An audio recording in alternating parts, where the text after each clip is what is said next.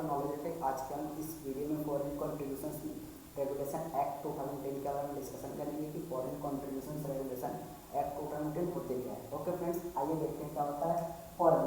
Foreign का मतलब होता है outside India. Outside India means India के बाहर अगर कोई भी देश है, इंडिया के बाहर अगर कोई भी देश है, फॉर एग्जाम्पल के तौर पे USA, UK, Australia, America, south Africa, sorry friends, south Africa, ऐसे कोई भी चीज़ जो इंडिया के अलावा कोई और देश होते हैं उसको हम लोग बोलते हैं फॉरेन।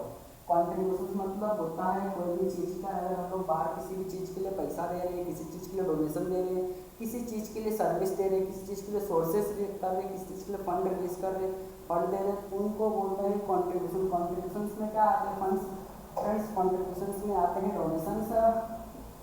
डोनेशंस, सर्विसेज और भी जो भी और कुछ हम लोग फॉरेन में देते हैं कुछ भी चीज़ उसको बोलते हैं कॉन्ट्रीब्यूशन। रेगुलेशन 2000 एक्ट के तहत हम लोग देखेंगे कि इस चीज़ यहाँ पर फॉरेन कॉन्ट्रीब्यूशन हम लोग किस तरह से करते हैं, फॉरेन कॉन्ट्रीब्यूशन करने के लिए क्या क्या चीज़ों का इस्तेमाल किया जाता है, किस तरीके से हम लोग फॉरेन कॉन्ट्रीब्यूशन कर सकते हैं। ओके फ्रेंड्स, आइए देखते हैं कुछ इंपॉर्टेंट डेफिनेशन। नेक्स्ट देखते हैं friends, restrictions of except of foreign hospitality. Hospitality का मतलब मैंने बताया आप लोगों को सर्विस होता है। ओके फ्रेंड्स, ऐसे कौन कौन से लोग हैं जो फॉरेन हॉस्पिटैलिटी फॉरेन से सर्विस नहीं ले सकते हैं? फर्स्ट है यहाँ पर members of any legislation. Legislation का मतलब मैंने बताया कि जस्ट पार्लियामेंट होता है, पार्लियामेंट के अगर कोई भी मेंबर्स हैं तो वो लोग फॉरेन हॉस्पिटैलिटी भी नहीं ले सकते और फॉरेन कॉन्ट्रीब्यूशन भी नहीं ले सकते हैं। सेकेंड है official bearer of the any political party. अगर पॉलिटिकल पार्टी के लोग भी हैं तो वो लोग भी फॉरेन हॉस्पिटैलिटी भी नहीं ले सकते और फॉरेन सर्विस भी नहीं ले सकते हैं। थर्ड है जज। मैंने अभी जस्ट बताया किसी भी कोर्ट के अगर जज हैं, स्टेट लेवल के, नेशनल लेवल के और फिर हाई कोर्ट के, सुप्रीम कोर्ट के किसी भी कोर्ट के जज हैं तो वो लोग भी फॉरेन हॉस्पिटैलिटी भी नहीं ले सकते और फॉरेन कॉन्ट्रीब्यूशन भी नहीं ले सकते हैं। फोर्थ है गवर्नमेंट सर्वेंट। ये लोग भी नहीं ले सकते हैं, गवर्नमेंट सर्वेंट भी फॉरेन हॉस्पिटैलिटी नहीं ले सकते और फॉरेन सर्विस भी नहीं ले सकते हैं। फिफ्थ है employers of the any corporation. अगर किसी कॉर्पोरेशन के एम्प्लॉयर्स है तो वो लोग भी फॉरेन हॉस्पिटैलिटी भी नहीं ले सकते और फॉरेन सर्विस भी नहीं ले सकते हैं। इन शॉर्ट आपके मन में क्वेश्चन आता रहेगा कि अगर ये लोगों को लेना रहेगा तो ये लोग क्या कर सकते हैं, ले सकते हैं कि नहीं ले सकते? तो अगर फ्रेंड्स अगर ये लोगों को लेना जरूरी है, ये लोग ऐसा चाहते हैं कि हाँ हम ले सकते हैं, सही चीज़ों के लिए ले सकते हैं, सही चीज़ इस्तेमाल करने के लिए ले सकते हैं, तो वो लोगों को सबसे पहले प्रायर परमिशन लेना पड़ेगा। किससे परमिशन लेना पड़ेगा? सेंट्रल गवर्नमेंट से। सेंट्रल गवर्नमेंट से ये लोगों को परमिशन लेना पड़ेगा। अगर सेंट्रल गवर्नमेंट इन लोगों को परमिशन देती है तो फिर ये लोग foreign hospitality and foreign service ले सकते हैं, अदरवाइज ये लोग सर्विस और हॉस्पिटैलिटी नहीं ले सकते हैं।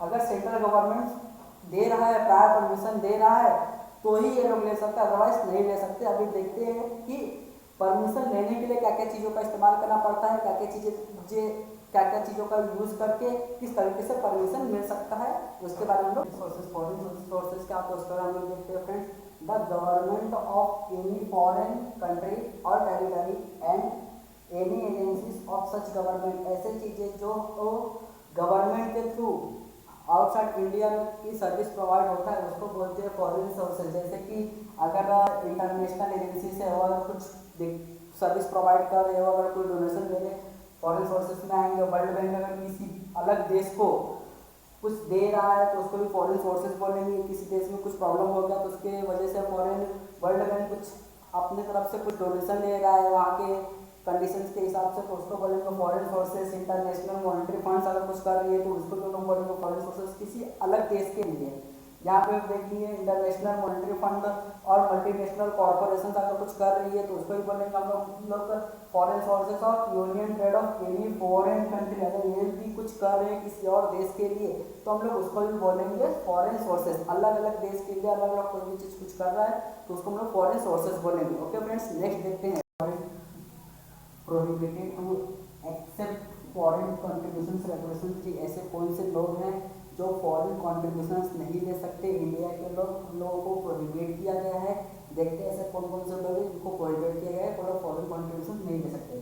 फर्स्ट है कैंडिडेट ऑफ इलेक्शंस। ऐसे लोग जो इलेक्शंस में खड़े हुए हैं, जो इलेक्शंस लड़ना चाहते हैं, जो इलेक्शंस लड़ रहे हैं, उन लोगों को प्रोहिबिट किया गया। ऐसे कैंडिडेट जो इलेक्शन में खड़े होते हैं उन लोगों को प्रोहिबिट किया गया है। सेकंड देखते हैं जज, गवर्नमेंट सर्वेंट एंड एम्प्लॉयर्स, ऐसे लोग जो गवर्नमेंट है सर्वेंट और एम्प्लॉयर्स है और कोई किसी भी चीज़ के जज है, फॉर एग्जाम्पल आपके डिस्ट्रिक्ट लेवल के, स्टेट लेवल के, नेशनल लेवल के, सुप्रीम कोर्ट के, हाई कोर्ट के, किसी भी कोर्ट के अगर वो लोग जज हैं तो उन लोगों को भी प्रोहिबिट किया गया है फॉरेन कॉन्ट्रीब्यूशन लेने से। थर्ड देखते हैं members of any legislature, legislature का मतलब होता है पार्लियामेंट,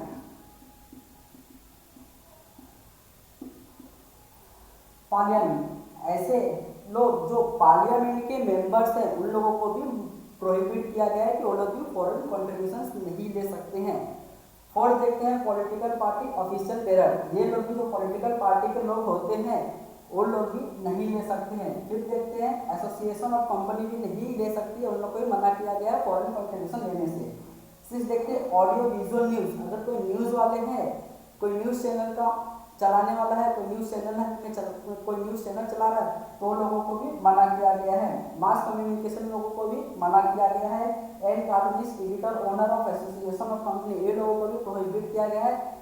ये सबको मोस्ट इंपॉर्टेंट प्रोहिबिट किया गया है, ये लोग फॉरेन कॉन्ट्रीब्यूशंस नहीं ले सकते हैं। ओके फ्रेंड्स, अभी नेक्स्ट इंपॉर्टेंट डेफिनेशन वो डिस्कशन करते हैं। क्या इंपॉर्टेंट डेफिनेशन है यहाँ पर दिया गया है। फर्स्ट फॉरेन कंपनी क्या होता है फ्रेंड्स, मीन्स एनी कंपनी और एसोसिएट और body of individuals incorporated outside India, ऐसी कंपनी जो आउटसाइड इंडिया हो,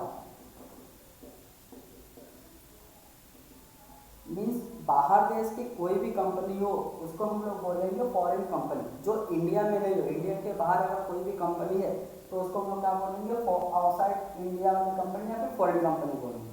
ओके फ्रेंड्स, फॉरेन कंपनी समझा। नेक्स्ट देखते हैं फॉरेन कॉन्ट्रीब्यूशन। फॉरेन कॉन्ट्रीब्यूशन का मीन्स जिस तरह से मैंने स्टार्टिंग में मैंने बताया कि फॉरेन कॉन्ट्रीब्यूशन क्या होते हैं, वहाँ पे देखते हैं, यहाँ पे देखते हैं foreign contribution means the donations और transfer made by foreign sources. कोई भी सोर्सेस होता है जो हम लोग डोनेशन के तौर पे देते हैं, ट्रांसफर करते हैं किसी चीज़ के लिए हम लोग आउटसाइड इंडिया में, उसको हम लोग बोलते हैं फॉरेन कॉन्ट्रीब्यूशंस।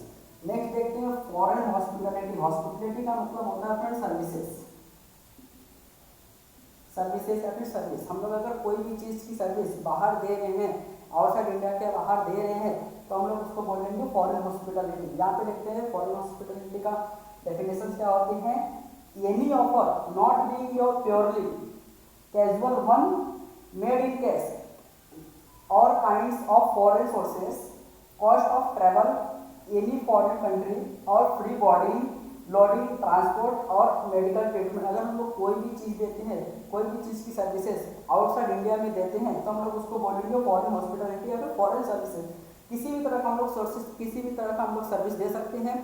जैसे यहाँ पे दिया गया हॉस्पिटैलिटी का सर्विस दे रहे हैं, अगर हम लोग मेडिकल की सर्विसेज दे रहे हैं, लोडिंग ट्रांसपोर्ट की सर्विस दे रहे हैं, कैश की सर्विस दे रहे हैं, किसी भी चीज़ की सर्विसेज दे रहे हैं तो हम लोग उसको बोलेंगे फॉरेन हॉस्पिटैलिटी। ओके फ्रेंड्स, आइए नेक्स्ट